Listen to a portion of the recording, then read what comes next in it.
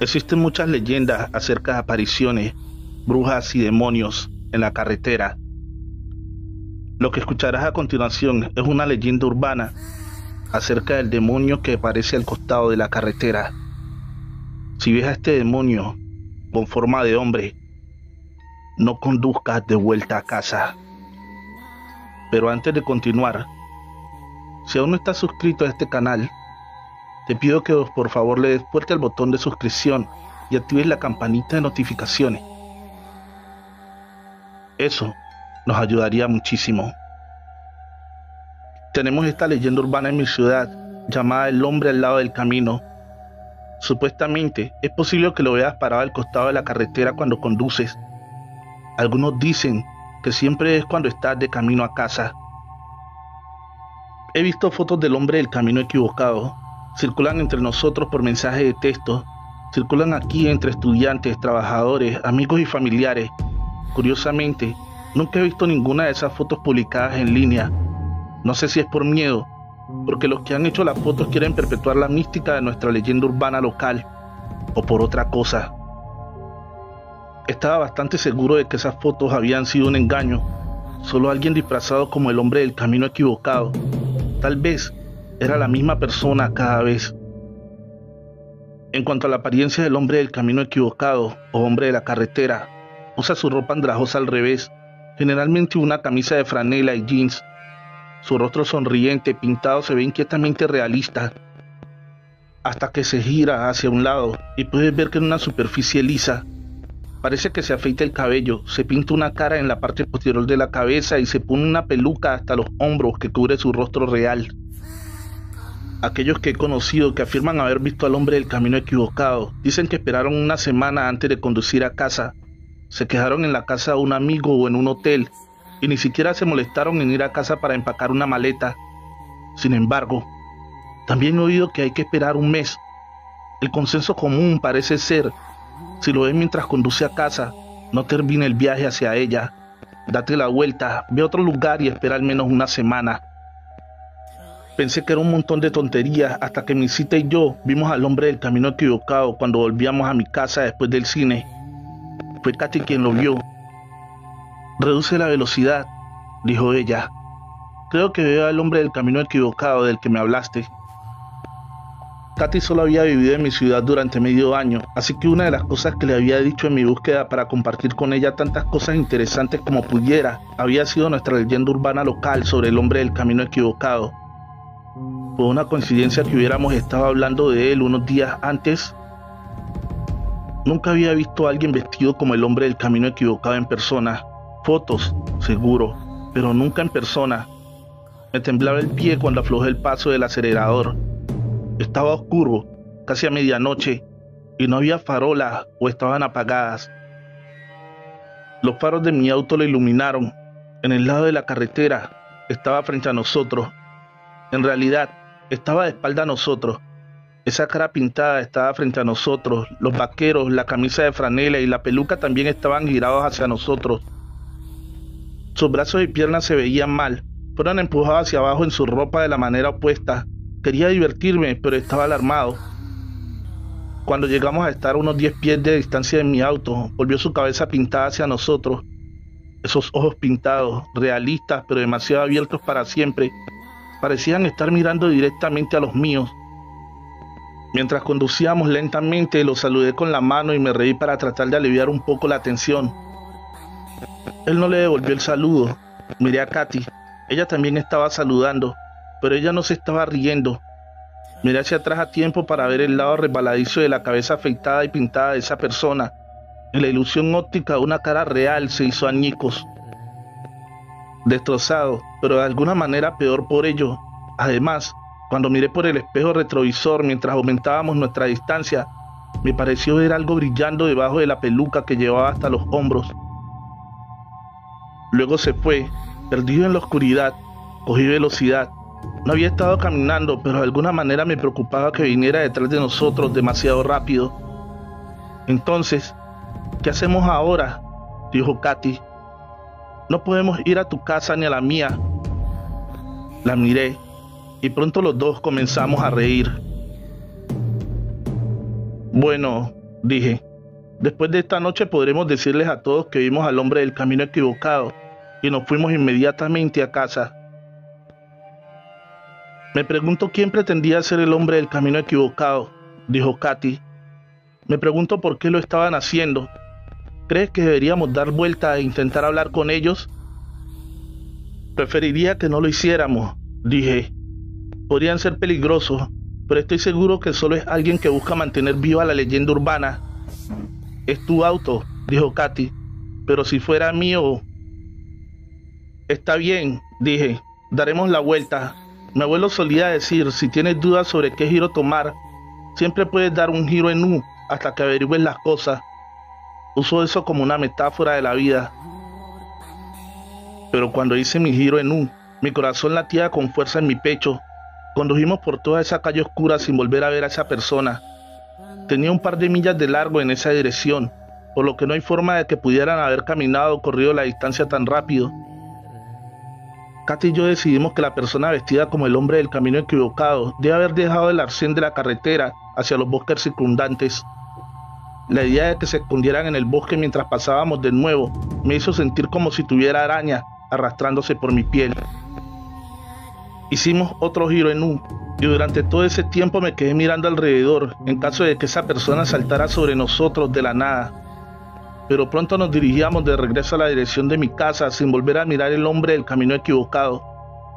Katy y yo tratábamos de reírnos e intentábamos hablar de otras cosas, pero los dos estábamos bastante asustados. No podíamos dejar de charlar de todo y de nada, o de mirar por las ventanillas o por los retrovisores laterales. Nos convertimos en mi subdivisión, luego doblamos hacia mi calle, y todo cambió. Tan pronto como entramos en mi calle, comenzamos a retroceder en lugar de avanzar. «Lo pusiste al revés», dijo Katy. Su mano estaba agarrando mi brazo, estaba tan frío como el hielo. Detuve el auto, ambos estábamos mirando hacia abajo, el coche estaba en marcha. Saqué el pie del freno y lo puse de nuevo en el pedal del acelerador. Las casas familiares que veía todos los días al volver a casa, se alejaban de nosotros. Tal vez algo anda mal con mi coche, dije. Pero cuando traté de conducir hacia adelante de nuevo, miré hacia un lado y luego por el espejo retrovisor. No nos movíamos, no según esos puntos de vista. Frente a nosotros, las casas retrocedían cada vez que ponía el pie en el acelerador, pero desde el costado y la parte trasera parecía que estábamos parados. En mi calle, todo estaba bien iluminado. Había toneladas de farolas, así que no podíamos discutirlo, como si tuviera algo que ver con la visibilidad limitada. «Vámonos de aquí», dijo Katy. Su voz era casi un susurro. «Sí», dije, de una manera similar. «¿Pero cómo nos vamos a ir?» «Ponlo al revés». Cuando puse mi auto en reversa e intenté eso, en realidad avanzamos, pero hacia los lados y hacia atrás. Una vez más parecíamos no habernos movido, como si nos hubieran pillado pasando la entrada de mi barrio. Cuando Katy y yo detuvimos el auto y debatíamos salir, vimos que alguien venía hacia nosotros en la acera.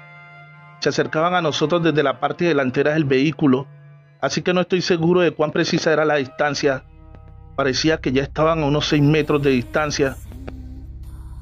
No sé por qué me tomó tanto tiempo darme cuenta de esto.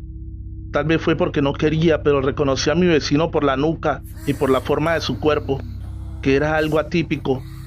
Lo había visto a menudo encorvado, trabajando en su jardín, mientras yo pasaba por ahí. Caminaba de espaldas hacia nosotros. Cuando estuvo más cerca, se detuvo. Entonces empezó a gritar. ¡Ah! ¡Ah! Una y otra vez, de pie, inmóvil, de espaldas a nosotros. Solo más tarde me daría cuenta de que había estado diciendo: «¡Ayúdame!». Al revés. Bajé la ventanilla. «Señor Nelson», dije, «¿qué pasa?». Dejó de gritar. Ahora que mi ventana estaba baja, pude escuchar su cuerpo crujir y romperse. La sangre brotó de las fisuras cuando las articulaciones de sus brazos y piernas cambiaron drásticamente. Cuando la cabeza del señor Nelson giró completamente hacia nosotros, estaba seguro de que vi la luz que se apagaba en sus ojos. Entonces, lo que sea que se había apoderado del señor Nelson dio un primer paso adelante con la nueva arquitectura de su cuerpo. Katy y yo comenzamos a gritar con ese primer paso. Subí la ventanilla mientras el señor Nelson corría con piernas extrañas e inhumanas. Sus rótulas y codos se habían estirado y exagerado al estar invertidos. Puse mi pie en el acelerador, con el auto todavía en reversa, y a través de las ventanas delanteras parecía que estuviéramos avanzando a toda velocidad. A pesar de que una mirada a los lados o en el retrovisor mostró que todavía estábamos parados, chocamos contra el señor Nelson. La sangre acuchillaba el parabrisas. El coche subía y bajaba mientras pasábamos por encima de su cuerpo. A los lados y en la parte trasera no había indicios de que el automóvil subiera y bajara. No vio aparecer un bulto detrás de nosotros. Mantuve mi pie en el acelerador, aún avanzando en reversa. Vi romperse una ventana de la casa de un vecino. Una pareja que apenas reconocí se arrastró como arañas bebés fuera de los huevos, goteando sangre y más sangre mientras se raspaban contra los fragmentos del marco de la ventana. No creo que fuera que no supieran abrir las ventanas. Cuando la esposa se detuvo en la ventana, sonrió. Ella frotó intencionalmente su cuero cabelludo contra un pedazo de vidrio particularmente afilado. Salió carne y sangre. Creo que pude ver el blanco de su cráneo. Para entonces su esposo ya estaba en el suelo corriendo hacia nosotros. Aceleré hacia adelante. Ellos y su casa desaparecieron por los costados y la parte trasera del vehículo, que nuevamente estaban atrapados cerca de la entrada de la calle. Salía más gente de sus casas. Salieron todos retorcidos y rotos, dañándose aún más a medida que salían. Corrieron hacia nosotros con las piernas hacia atrás, agitando los brazos hacia atrás. Todo acerca de ellos estaba en el camino equivocado. En poco tiempo me encontré pisando los frenos. «¡Sigue adelante!», Katy gritó. «¡Nos van a alcanzar!». Delante vi mi propio camino de entrada. Alguien que se parecía a mí estaba hablando con otra persona con la cara pintada. El rostro pintado asintió. Arriba y abajo asintió como lo haría una cara real. Luego, cuando vi que la peluca se arrastraba y se movía aparentemente sola, me di cuenta de que el verdadero rostro debajo de la peluca estaba hablando, moviendo sus labios, respirando. El hombre del camino equivocado me estaba hablando a mí, o a alguien que se parecía a mí. Al mismo tiempo, Katy se inclinaba sobre mí, tratando desesperadamente de poner el pie en el acelerador. Un par de trozos retorcidos de hueso y carne chocaron contra el parabrisas. Dos caras con los pliegues del cuello arrugados me miraban con ojos vidriosos. Estos eran rostros que debería haber reconocido. Sus brazos torcidos continuaron golpeando la ventana a pesar de que sus ojos me decían que no había nadie en casa. Una telaraña de grietas se extendió por el parabrisas. Sus surcos mancharon de sangre. Apreté mi pie en el acelerador mientras ayudaba a estabilizar a Katy en su asiento. Tiramos a esos dos y justo después atropellamos a toda una familia en rápida sucesión. No tuve tiempo de sentirme culpable. Estos no eran mis vecinos. Estos no eran mis vecinos. Estos no eran. Katy y yo comenzamos a cambiar. Escuché algunos de mis huesos romperse. Lo sentí un momento después, como el reverso del relámpago antes del trueno. Katy y yo comenzamos a gritar, casi al unísono y casi al mismo tiempo. Era como si un coro de dolor y miedo y dolor, se hubiera levantado con nosotros como instrumento. «Mantén la cabeza hacia atrás», grité mientras me esforzaba por mantener mi cabeza pegada a mi asiento. «No dejes que se tuerza. Pase lo que pase con el resto de nuestros cuerpos, no podemos dejar que nos mate». «Lo sé», dijo Katy. «Solo saca este auto de aquí. Haz un cambio de sentido o algo así». «Haz un cambio de sentido», pensé. ¿Qué decía mi abuelo sobre la vida? Y como si no sabías qué hacer, siempre podías hacer un cambio de sentido. Todavía en reversa, pero aún yendo hacia adelante, hice girar el auto chirriando. No miré por lados o la parte trasera. Disparé dirigiéndome hacia donde habíamos venido. El hombre del camino equivocado esperó. Me esperó en el cruce de mi camino de entrada y la calle. Su boca pintada sonreía para siempre.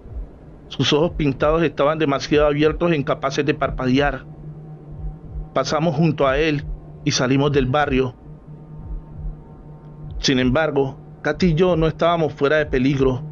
Pude llevarnos a una estación de servicio cercana antes de que mis piernas y brazos, que se invirtieron parcialmente y goteaban sangre, fallaran por completo.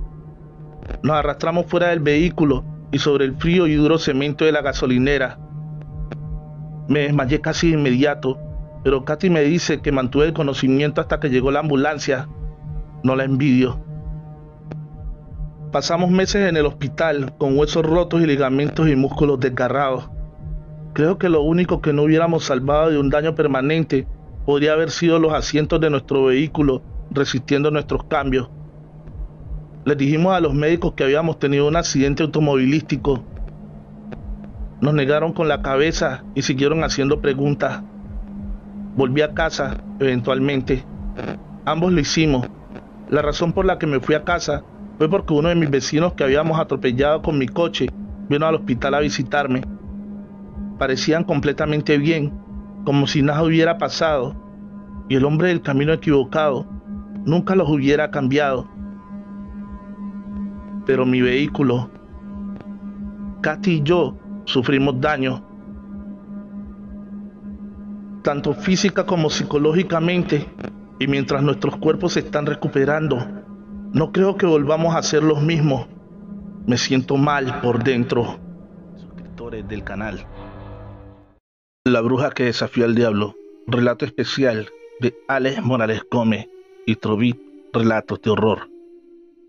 Todos los derechos reservados para Morales, Terror y Misterio. No soy de contar este tipo de cosas por temor a ser juzgado, y es que las cosas que encierran situaciones paranormales, en su mayoría inexplicables para muchos, son difíciles de creer. Quiero que por favor cambies mi nombre, porque lo que diré puede hacer que sea víctima de señalamientos que perjudiquen mi vida familiar. Cuando tenía 12 años vivía en una zona alejada, un pequeño pueblo costero del Pacífico colombiano, al cual solo se llegaba vía marítima. Fue en aquel lugar donde sucedió todo. Teníamos una vecina muy querida, su nombre era Bernabela. Decían que ella curaba de espanto, bendecía a los pescadores para que les fuera bien en sus faenas en el mar, enseñaba oraciones a los hombres para protegerlos de los peligros de la noche, y cuando se adentraban en el espeso manglar, ella era una bruja, pero no como se sabe mencionar en las historias. Era una bruja que servía a la gente, como decir que era una bruja buena. Contaba mi abuelo para ese entonces de muchas proezas de doña Bernabela que se cumplían. La que siempre recuerdo es cuando mi abuelo contaba que el padrecito de nuestro pueblo, de aquella pequeña capilla, frente a todos los feligreses en la iglesia, se arrodilló y besó la mano de la bruja, dándole gracias y reconociendo su poder, porque juntos lograron llevar a cabo un exorcismo, nunca antes visto en el pueblo, donde vencieron al mismo diablo. Resulta que una tarde muy fría en el mes de abril, la niña Rosaura, hija del vecino Manuel, se había ido a jugar al monte adentro. Pasaron las horas y se hizo de noche. Rosaura no aparecía, así que debieron salir a buscarla, pero no la encontraron. La noche estaba demasiado oscura, tanto que apenas se podía ver a las personas cuando estaban cerca. Una espesa neblina cubría el pueblo. Los animales estaban inquietos, los perros no dejaban de ladrar, el miedo caminaba a las calles del pueblo, y hasta los más valientes sudaban y temblaban de una forma inexplicable. Así pasaron varios días que trataban de buscarla, pero era como si nunca avanzaran, hasta que intervino el padrecito y doña Bernabela, diciendo que esto no era normal. Podían sentir el mal cerca, aguardando para devorar a todo aquel que cayera en sus garras. En la noche, Bernabela le dijo al padrecito y a algunos hombres que iría al lugar donde se creía que estaba la niña. Debían de dejarla sola, que la fueran a buscar en la mañana. Cuando estos llegaron al amanecer, encontraron a Bernabela demacrada y ojerosa. Parecía muy enferma. Ella les dijo que en realidad lo de la pérdida de la niña Rosaura era cosa del demonio y debían ir a buscarla. El padrecito y los hombres le dijeron que ellos irían, que los esperara ahí, pero ella dijo que tenía que ir con ellos, Fue así que 8 hombres y Bernabela emprendieron camino monte adentro en busca de Rosaura. Pronto de adentrarse en el monte, se hizo la oscuridad. Se hizo una oscuridad como si fuera medianoche, algo bastante extraño y terrorífico, pues era cosa de las 7 de la mañana. Empezó un huracán que cubrió todo el bosque. Silbaba y amenazaba con derribar a los hombres. Bernabela y el padrecito eran los únicos que seguían con la entereza y decían que tenían que seguir avanzando, que la niña estaba cerca. Uno de los hombres huyó apenas vio la oscuridad. Apenas empezó el huracán, Bernabela se llevó sus manos a los ojos, como tapándose de una luz incandescente que solo ella veía. Los hombres estaban asustados, porque no solo era el huracán, era ese viento tenebroso y caliente, tan caliente que se sentía como si estuvieran en las puertas del infierno. Era tan fuerte que los quería derribar, que los quería arrastrar. También era ese bujido que se escuchaba en todo el ambiente, el bujido como un animal salvaje y agresivo. Bernabela y el padrecito seguían firmes hacia adelante, así que los hombres debieron también seguir con estos, a pesar que en sus caras se veía el terror de eso que estaban viviendo, de esa oscuridad que era imposible que pasara. A medida que avanzaban, el huracán se hacía más fuerte, obligando a los hombres a aferrarse de los árboles para no ser arrastrados por el monte. Bernabela gritaba: «Estamos cerca». Entre aquellos hombres estaba mi abuelo. Después de unos cuantos pasos más, el huracán se detuvo, pero en cambio llegó un temblor que hacía rugir la tierra, hacía que ésta se tarjara por la mitad.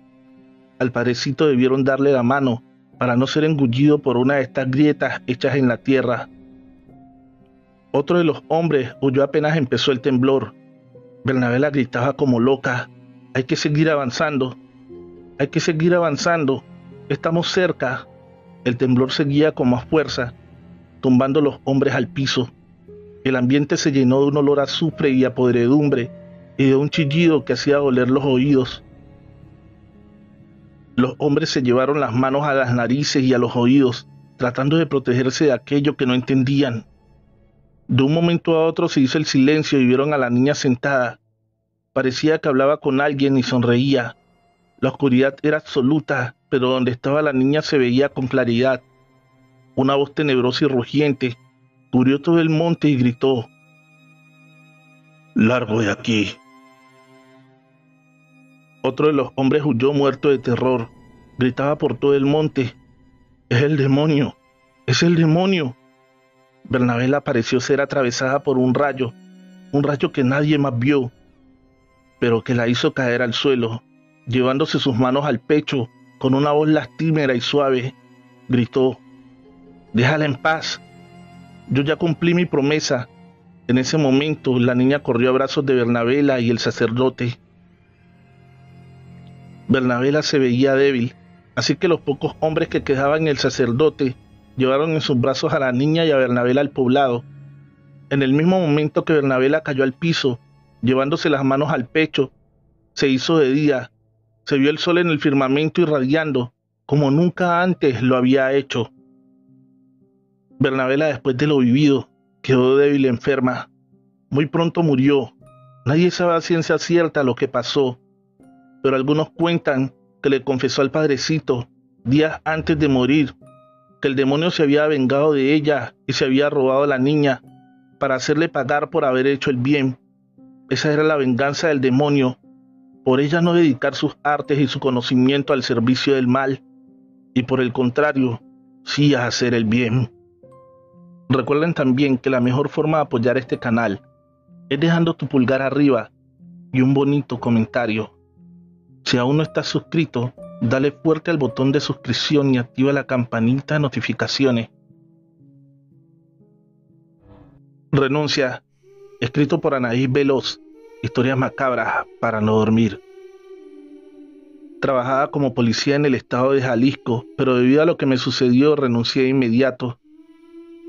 Quizás crean que soy muy cobarde, pero hasta la fecha sigo sin desprenderme de esto. Hace algunos meses Estábamos 3 compañeros y yo de servicio.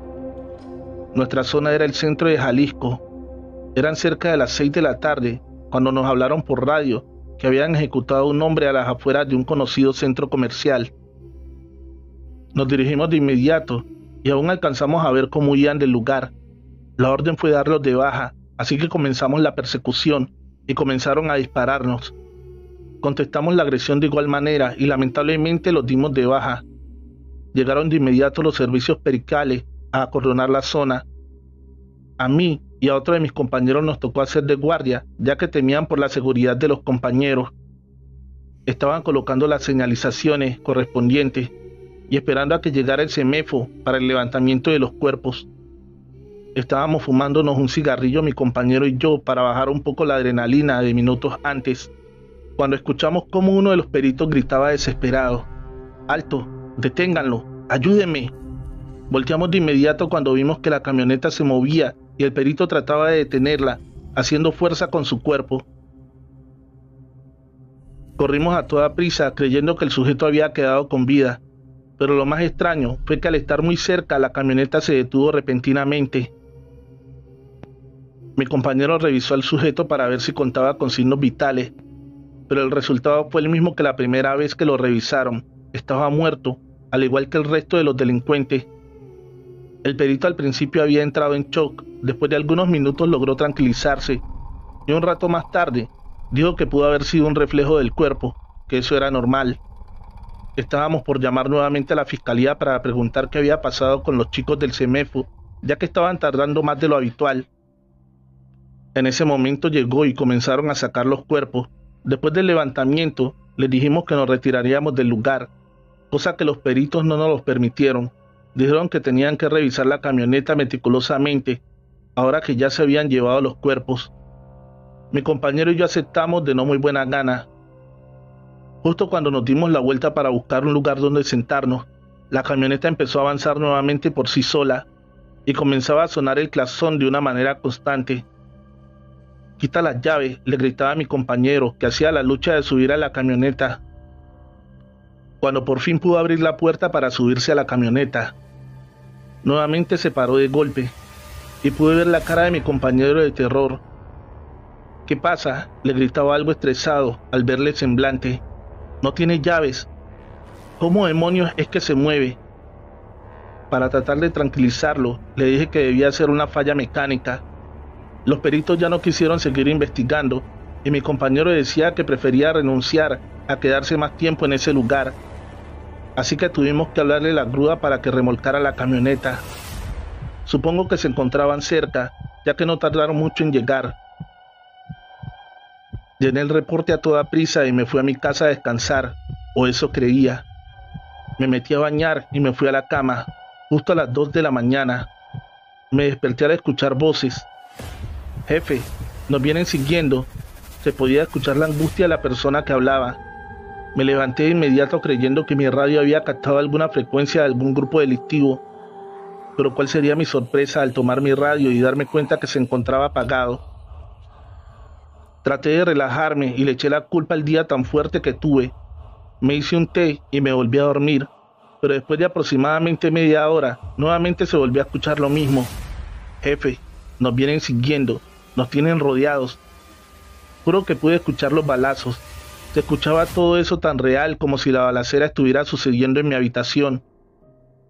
No pude más, los nervios me estaban ganando, así que tomé mi arma y las siguientes horas estuve viendo la TV para evitar quedarme dormido. No entendía nada de lo que estaba pasando, así que al llegarse la hora de irme a trabajar, estaba bastante cansado y paranoico. Al llegar a la fiscalía, me encontré con mis compañeros que no se veían mejor que yo.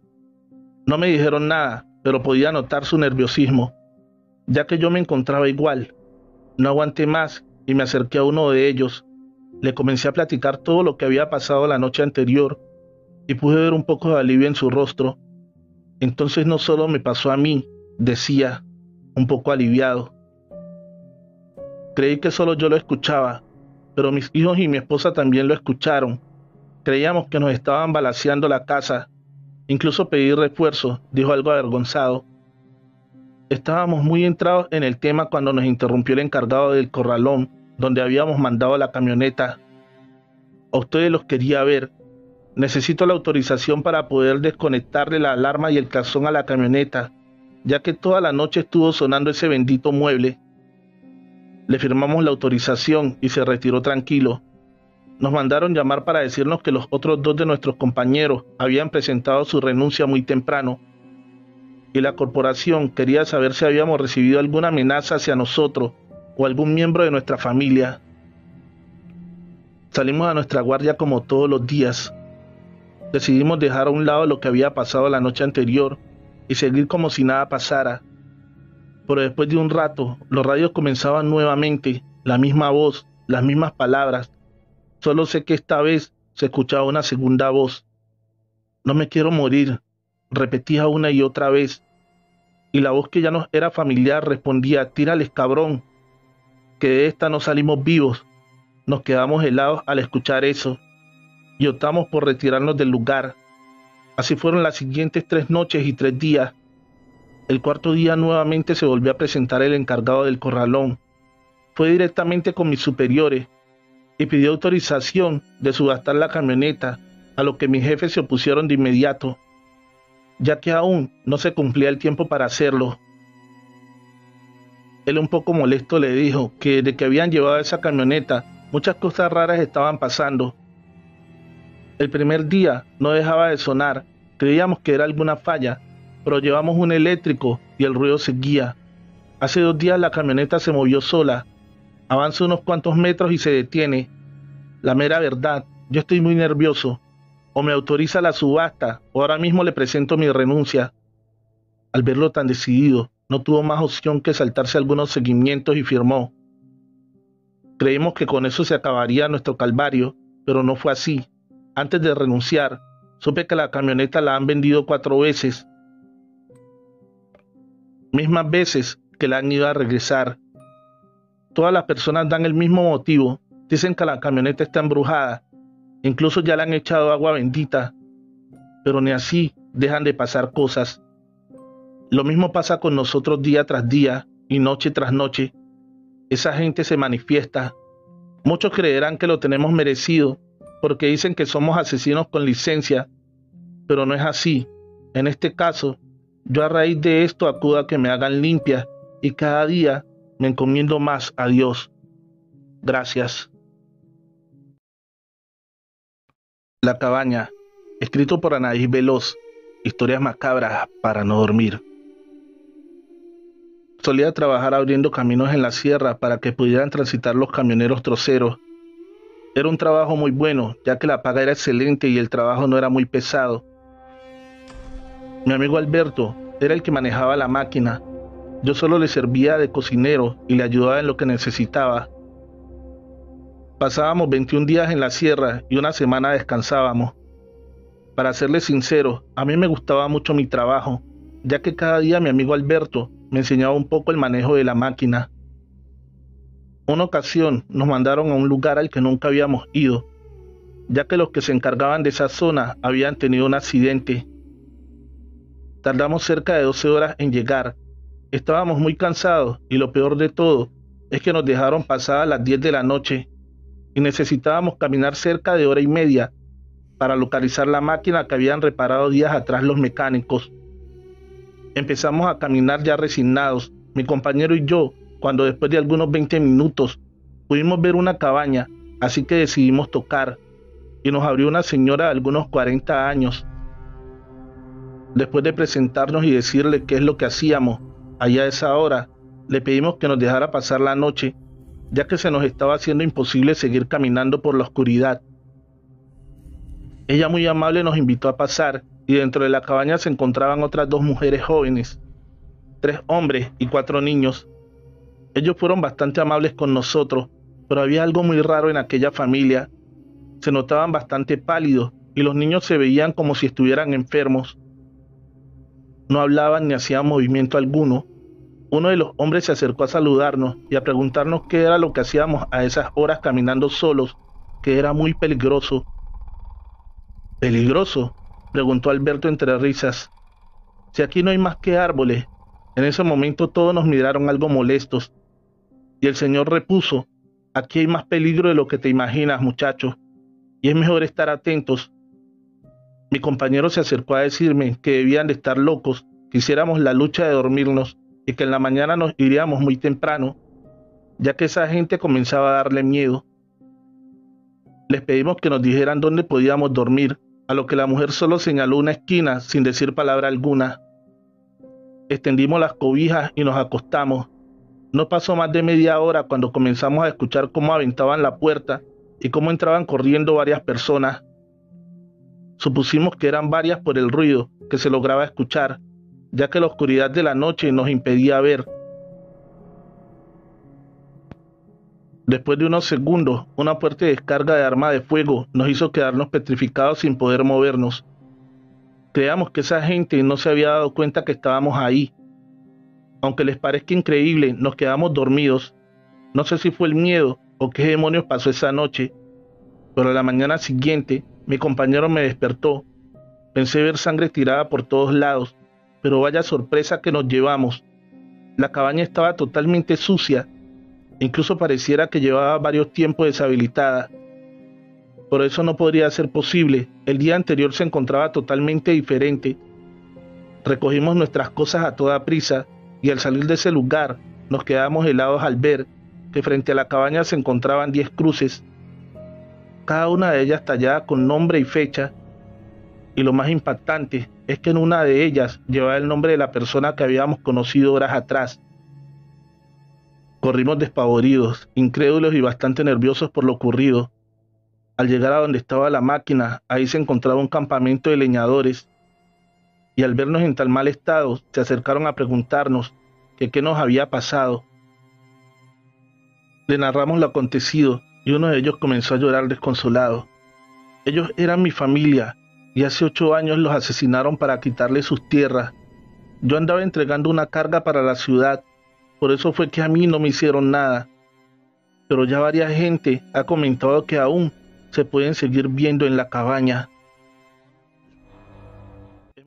El diablo quiso llevarse a mi hija. Relato escrito y adaptado por Chemo San Juan. De los eventos reales de la señora Kenia.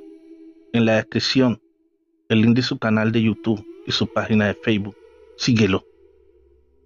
Soy originaria de San Juan La Lana, Oaxaca, México, pero ahora yo vivo en la colonia México 86, de los cuartos en Naucalpan, Estado de México, y esa maldita bestia cegadora de vidas y sus múltiples ataques no cesaron.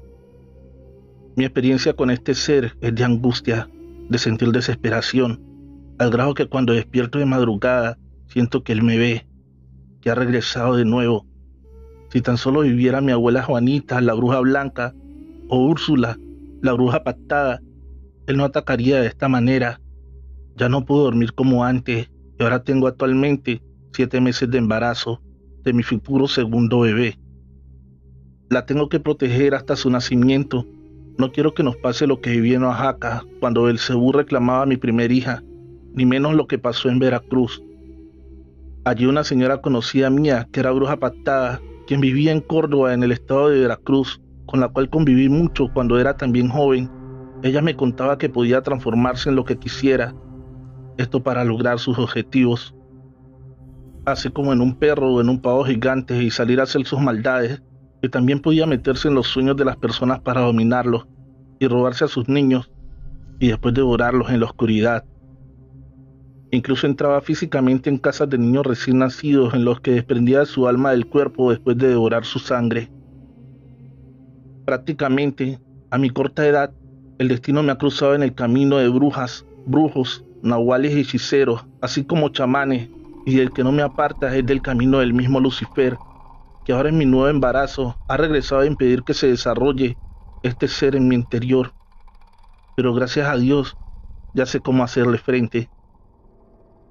Lo que recién escuché en mi colonia, Naucalpan, es de mi vecina, quien tiene una nena de 1 año y medio, y me dice que ella dormía a su nena en una cuna junto a su cama, y que siempre también a las 3 a.m., extrañamente la nena lloraba desesperada, solo que dormida, y en cuanto la acostaban en la cama de sus padres, ésta se calmaba.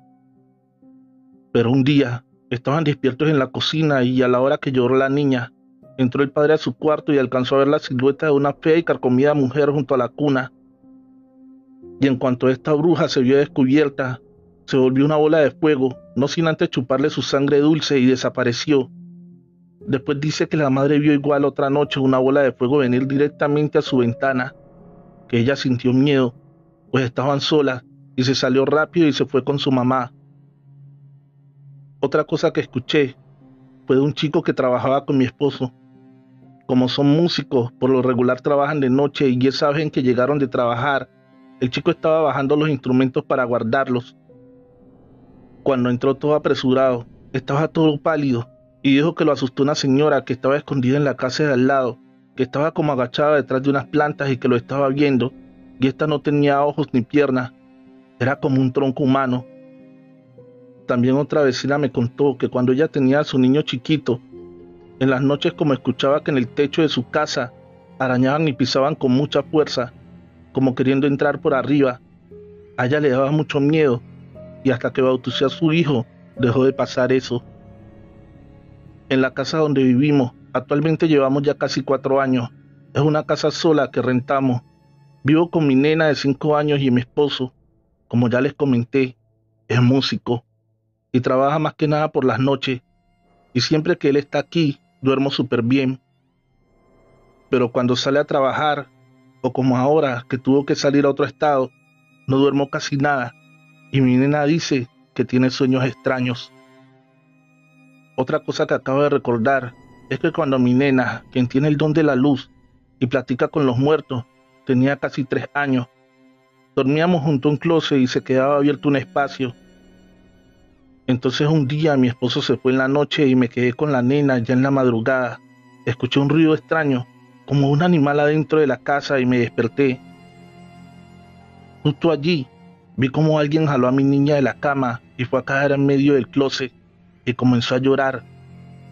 Para ese entonces ella ya hablaba y decía que esa bestia tenía unos ojos rojos y un cuerpo horrible y estaba escondido en el closet. Como pude y armándome de valor lo cerré, y también allí hay una bodega vieja en la propiedad donde vivimos, llena de polvo y cosas, y mi hija dice que ahí dentro vive una señora que le pedía ayuda, pues que el maligno le quería arrebatar su alma. El día viernes a las 3 de la mañana me vino a visitar en mi patio un gato negro grande, gordo, al cual nunca había visto en mi vida, y por más que lo asustaba no se movía. Tenía los ojos y caras como de un humano. Hace también 1 año y medio me vinieron a tirar un trabajo a la puerta de mi hogar en una bolsa negra, el cual contenía fruta, dinero y animales muertos. Y en ese momento que salí, vi a una señora que se hizo pasar por vendedora de tamales y dijo que esa bolsa era para nosotros y se marchó. Al abrirla toqué trabajo y de allí mi vida cambió al grado que casi nos separamos. Nos enfermamos y quedamos sin dinero. Por cualquier motivo, el mal quiere destruir a mi familia. Amigo Chemo San Juan, pues esto comenzó de nuevo hace ya 8 días exactos, cuando mi esposo se fue a otro estado a tocar. La primera vez amanecí con 2 moretones en la pierna, como si me hubiese golpeado contra algo. Después, a los 2 días, en el vientre, donde se nota mucho mi embarazo. Tenía arañazos como 3 grandes de una garra y me causaba molestias y dolor. Con esto, desde que comenzó diariamente, me despierto justo a las 3:33 de la madrugada, y de ahí ya no puedo dormir absolutamente nada hasta que no salga el sol o canten los gallos, porque me siento que de nuevo ese demonio reclama a mi bebé que está a punto de nacer. Espero en Dios que con las 12 verdades del mundo, las pulseras de San Benito y el agua bendita, así como las protecciones que en este grupo me enseñaron, pueda yo proteger a mi familia y que la paz regrese a mi hogar. Mil gracias. Recuerda visitar el espacio de mi amigo, el oficial Chemo San Juan. En la descripción del video, el link de su página y canal de YouTube. Del canal. La despedida de mi hermano, escrito por Anaís Veloz. Historias macabras para no dormir. Muchos se burlan de todos los que creemos en cosas paranormales. Y es que solo los que hemos pasado por una situación similar entendemos o sentimos empatía al leer tus historias. Creamos o no, existe algo después de la muerte, Y se preguntarán por qué lo digo. Hace 5 años perdí a mi hermano, víctima de una bala perdida. Salíamos de un centro comercial cuando nos vimos atrapados en medio de una balacera. Habían robado un banco que se encontraba en el centro comercial y los asaltantes en la huida comenzaron a dispararle a la policía.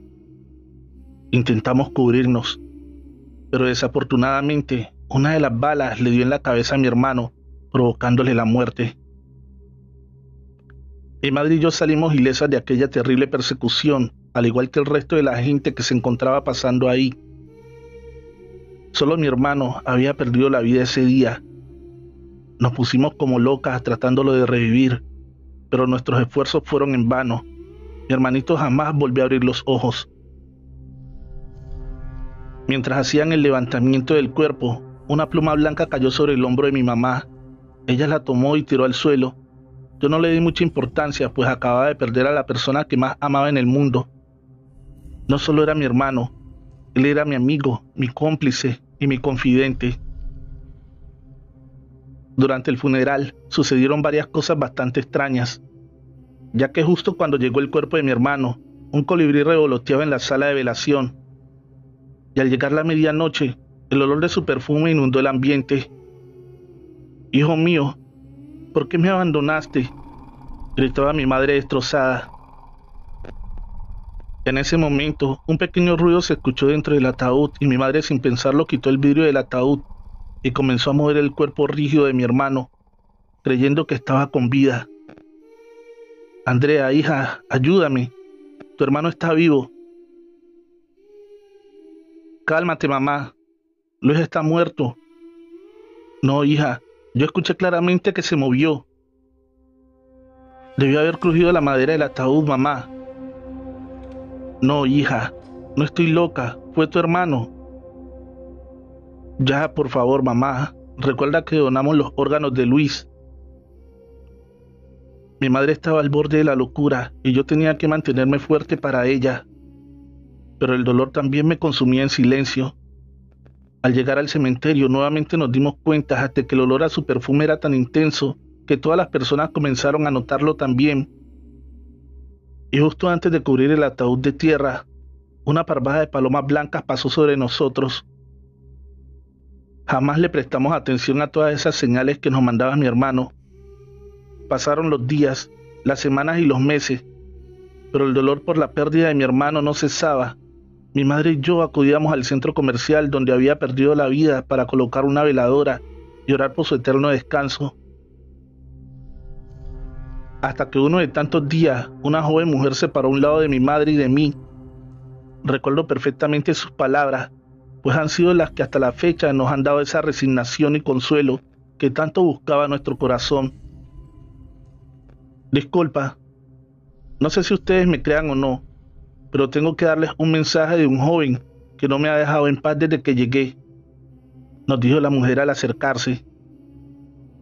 «¿De qué demonios hablas, mujer?», le respondió mi madre molesta. «Pues supongo que es tu hijo». Mi madre enfureció al escucharla, pues decía que era de muy mal gusto que se atreviera a burlarse de su sufrimiento, y ella con toda la tranquilidad del mundo le respondió: «Mira, no soy quien para gozar del sufrimiento ajeno. Al menos si no crees, permíteme decirte el mensaje para que el chico pueda marcharse y descansar en paz. Ya luego júzgame loca si quieres». No sé por qué, pero la mujer me transmitía mucha paz y rápidamente le dije: «Si mamá no quiere escuchar el mensaje, podría escucharlo yo». «Tranquila, que también hay un mensaje para ti. Eres la hermana, ¿verdad?». «Sí, pero ¿cómo lo sabes?». «Pues porque dice que esa gorra no se te ve tan bien como se le veía a él». En ese momento entendimos que todo era verdad. Ella no nos conocía. ¿Cómo sabría que llevaba algo de mi hermano? Me sentí nerviosa. Mi corazón latía a 1000, al igual que el de mi mamá, pues después de muchos meses por fin hablaríamos nuevamente con él. «Pero señorita, ¿dónde haremos la sesión? Solo tengo esta veladora y no traigo mucho dinero. Pero tengo algo de efectivo guardado en casa, si gusta podemos ir por él». «¿De qué habla, señora?», respondió la mujer extrañada. Pues de la sesión espiritista que haremos para hablar con mi hijo. Calma, mujer. ¿Quién demonios te ha dicho que se ocupa todo eso para hablar con un muerto? Mira, hasta a tu hijo le causa gracia lo que dices. Entonces, ¿dónde lo haremos? Aquí mismo. Solamente hay que acercarnos a la sombra, que el calor es insoportable. Nos fuimos a un café que se encontraba a pocos metros de ahí. Pedimos que nos dieran una de las mesas de afuera y comenzamos a hablar. Él quiere empezar contigo, Marina, me dijo mirándome a los ojos. Veo que no te va nada bien con mi partida, ¿verdad? Te dije que el día que me marchara llorarías por mí y mira que no me equivoqué. Hace 7 meses que abandoné mi cuerpo y no hay día que no llores por mí, hermanita. Aunque para serte sincero, yo también te echo bastante de menos y te quiero pedir perdón por hacerte sufrir. Recuerdo que dije que siempre te cuidaría y mira, la vida no me alcanzó para hacerlo. Siempre recuerda, como te enseñé, a defenderte y dale algunas de mis cosas a Agustín. Siempre fue un buen amigo y sabes, lo he visto llorar mucho por mí. Recuerda que siempre te amaré, hermana. Te amo tanto, hermano, y nunca superaré tu muerte. No, Marina, tienes que hacerlo. Por eso he buscado un sinfín de maneras de comunicarme con ustedes. Igual te lo pido a ti, mamá. Fuiste la mejor mamá del mundo, aunque estuve un poco tiempo contigo. ¿Sabes? Si Dios me permitiera volver a la tierra, te elegiría a ti nuevamente sobre todas las cosas. ¿Por qué, hijo de mi vida? ¿Por qué no luchaste y me abandonaste? No, mamá, te equivocas. Luché como nunca con todas mis fuerzas, pero mi cuerpo ya no resistió más. Ahí fue cuando me di cuenta de qué tan frágiles somos. No imagino lo que debiste haber sufrido, mi pequeño hijo. Si tan solo hubiera llegado la ambulancia a tiempo, aún seguirías con vida. Debí cuidarte más. No te culpes de lo que pasó. Eso no estaba en tus manos. Y dolor no logré sentir, solo un ligero calor que invadía mi cuerpo. Siempre me cuidaste, pues estaba ahí cuando te necesitaba, incluso el día de mi muerte.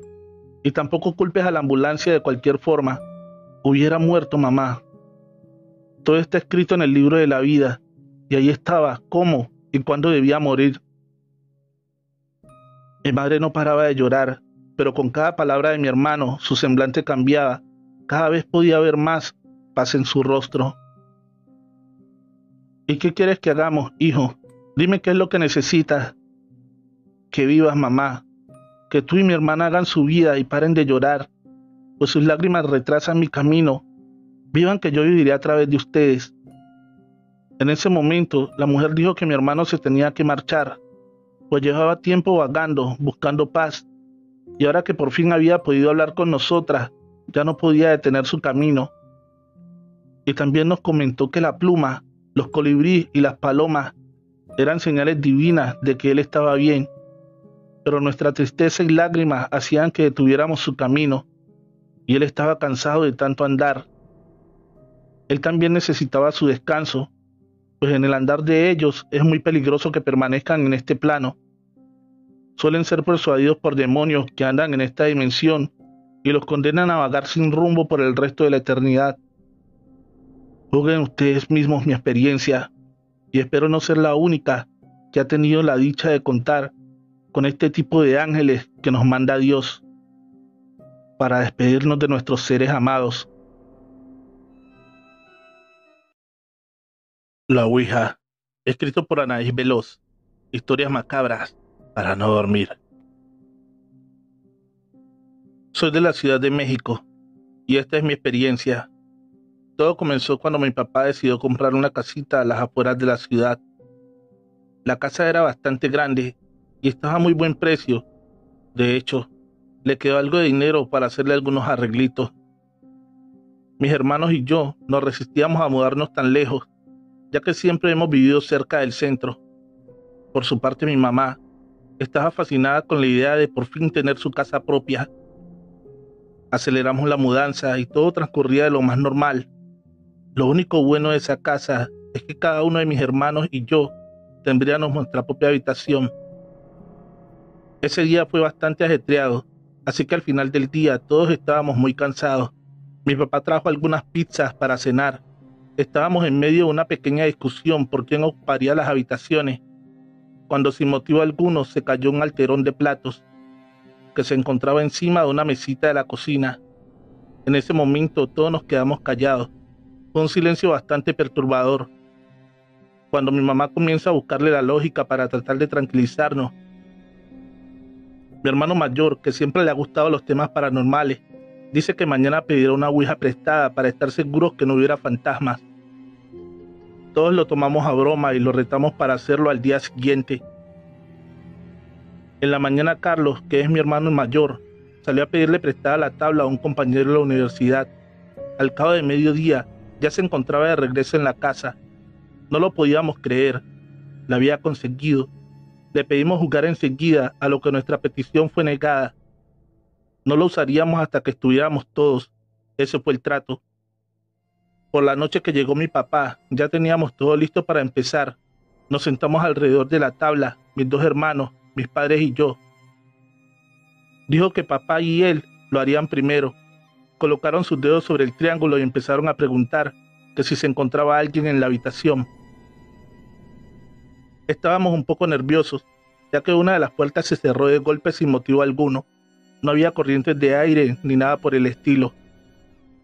Preguntamos nuevamente sin obtener respuesta, a lo que mi padre, ya enfadado, nos dijo que nos fuéramos a cenar, que aquí no había nada de fantasma. Pero en cuanto quitó los dedos del triángulo, comenzó a moverse tan velozmente que fue imposible leer lo que decía. Mi hermano, asustado, aventó la tabla al suelo. ¿Qué demonios fue eso?, Carlos preguntó. Mi papá, molesto, creyendo que mi hermano lo había hecho. No lo sé, dijo muy asustado. Eso es solo que no dejaba de moverse, y no supe qué hacer. Entonces mi madre la levantó del suelo y comenzó a preguntar: ¿hay alguien en este momento con nosotros? Sí, marcaba el cursor. Todos nos mirábamos y preguntábamos: ¿por qué a mamá? Y a Carlos sí le contestaba: ¿necesitas que te ayudemos a ver la luz? Cuando nuevamente le contesta y le dice que no. ¿Estás molesto? Sí. ¿Por qué? Porque no quiero a ese hombre, dijo refiriéndose a mi papá. Eso nos causó bastante risa, cosa que le gustó a mi papá, y dijo: basta de tonterías, y le quitó la tabla a mi mamá. Cuando mi papá se dirigía hacia afuera con la tabla, sintió cómo se la jalaron con tanta fuerza que fue imposible seguir sosteniéndola. Cuando cayó al suelo se deslizó y, como si alguien la jalara, llegó a los pies de mamá. El cursor comenzó a moverse. Nuevamente jugamos. Ahora sí estábamos realmente aterrados. ¿Cómo podía ser posible eso? Era tanta la impresión que no nos dimos cuenta que mi padre sangraba de la mano. Tenía una especie de aruños bastante profundos. Cuando mi madre corrió a querer ayudar a mi padre, la tabla se deslizó nuevamente por el piso, impidiéndole el paso, y volvía a poner la frase una y otra vez: jugamos, Bonnie. Jugamos, Bonnie. Eso era imposible. Solo la familia conocía ese apodo de mi madre, ya que mi abuelo se lo había puesto cuando nació, así que era imposible que un pedazo de madera lo supiera. Mi hermano la agarró y la puso en una bolsa. Tengo que deshacerme de ella, papá. Mi papá lo quiso acompañar, pero él se negó. Dijo que sería mejor que se quedara para que le curaran. No sé si fue coincidencia o el destino, ya estaba marcado, pero cuando mi hermano iba camino a tirar la tabla, un carro atropelló a mi hermano. Gracias a Dios no fue muy grave, solo una pierna rota y algunos raspones.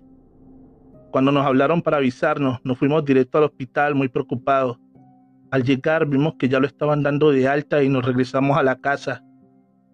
En el camino solo hablamos de que, a pesar del accidente, algo bueno salió de eso. Por fin nos habíamos deshecho de esa ouija. Pero solo lo creíamos, porque al llegar a casa nos encontramos con la sorpresa de que la tabla se encontraba en la mesita de la sala. No podíamos creerlo. ¿Cómo es que la tabla había vuelto nuevamente a la casa? Mi padre, muy nervioso, habló al amigo de mi hermano y le contó todo lo acontecido. Le pidió que viniera a nuestra casa por su ouija y que él le pagaría el taxi y le daría algo extra por los inconvenientes. Pero lo que dijo el muchacho a continuación nos dejó a todos completamente helados. Discúlpeme mucho, señor, pero ahora ya no es problema mío. Me alegro que el accidente de Carlos no haya pasado a mayores. pero no puedo ir por esa cosa, ahora que por fin me deshice de ella. ¿Pero qué es lo que dices, muchacho?, contestó mi papá. Esa cosa me ha atormentado desde hace años. No había podido deshacerme de ella. Intenté todo, quemarla, tirarla, pero todo era en vano. Siempre regresaba, y cada vez que lo hacía, con una tragedia nueva para mí y mi familia. Así que no puedo ir por ella. Y perdóneme, señor, pero tengo que colgar. ¿Cómo sabíamos que esto pasaría? Estábamos terminando de empacar. Hoy mismo nos mudamos. Queremos estar lo más lejos posible de esa cosa. Solo una última sugerencia. Regálela lo más pronto posible. Solamente así podrán deshacerse de ella. Y cuando lo logren, váyanse lo más lejos posible. De verdad, perdónenme. Adiós. Ese desgraciado sabía todo eso y aún así se atrevió a dársela a mi hijo, decía mi madre mientras lloraba. Esa noche hubo bastante actividad en la casa. Se escuchaba que alguien caminaba de un lado a otro. Nos tocaban las ventanas. Juro que fue la noche más larga de mi vida. Ninguno pudimos pegar el ojo por miedo a lo que pudiera suceder. A la mañana siguiente, mi madre preparaba el desayuno cuando tocó una señora con 2 niños vendiendo pequeñas artesanías hechas con botes de aluminio. Se veían de aspecto muy humilde y mi mamá los invitó a que pasaran, que se sentaran a comer con nosotros. Todo eso nos pareció bastante raro, porque mi mamá nunca dejaba que entraran extraños a la casa. Después de desayunar, la señora dijo que tenía que retirarse. Mi madre apresurada comenzó a hacerle una despensa y varios regalos. Todos la mirábamos con asombro hasta que nos dimos cuenta de sus verdaderas intenciones. Entre el mandado, la ropa y los juguetes estaba esa maldita ouija. Mi madre se las dio y no pudo evitar llorar al entregárselas. La señora preocupada le preguntaba que si se encontraba bien, a lo que mi madre de inmediato contestó, temiendo a que fuera a ser descubierta, que sí, que era solo que le gustaría poderla ayudar más. En cuanto se marcharon, mi mamá nos ordenó empacar. Ese mismo día nos fuimos de esa casa y jamás hemos vuelto hasta la fecha. La casa sigue en venta, por si a alguien le interesa. La maldición de una bruja pactada. Relato escrito y adaptado por Chemo San Juan. De los eventos reales de la señora Janet Guadalupe. Hace más de 30 años, a mi padre le detectaron una enfermedad mortal y de allí jamás se recuperó. De antemano sabemos que esa bruja pactada y maldita tuvo mucho que ver. Ella juró destruirlo y al final lo logró. Esta que lo arrastró al infierno, de donde en las noches salía. Días antes de morir, a la casa y en las oscuras noches de allí de la montaña, bajaba volando una bruja. Él nos escondía y le ordenaba a mi madre que nos tapara con una cobija y que rezáramos. Hasta que ésta se marchara, podíamos salir de nuestro escondite. Pero en una ocasión, mi miedo era tanto que salí de donde me escondía y corría a que mi padre me abrazara. Y allí de frente a esta horripilante bruja pactada de Satanás. Era fea, con garras y dientes afilados, y su olor era repugnante. Además que tenía la piel carcomida, como si tuviera lepra o una infección. En su juventud este ser fue novia de mi padre, pero al enterarse que ella trabajaba la magia negra y chupaba a niños, optó por terminar la relación días antes de la boda, y de allí conoció a mi madre, y abandonó a esta mortal bruja, quien lanzó sobre él una maldición, al grado que ésta cobraría efecto el día que mi padre muriera espiritualmente. Nosotros no teníamos paz. Por un lado mi padre muriéndose y por el otro vivíamos acosados por esta bestia nocturna chupaniños, hasta que se llegó la fecha y mi padre falleció. Para ese entonces yo tendría 7 años y mis hermanos 5 y 3 años. Con un nudo en la garganta le dimos cristiana sepultura y comenzamos a entender que él jamás volvería. Pero estábamos en un error. Eso era el principio de esta aterradora pesadilla. En la noche que mi padre murió, mi madre sintió en la madrugada cómo le jalaron los pies. Sentía que eran las manos de mi papá. Ella asustada rezó, pero nadie le creyó.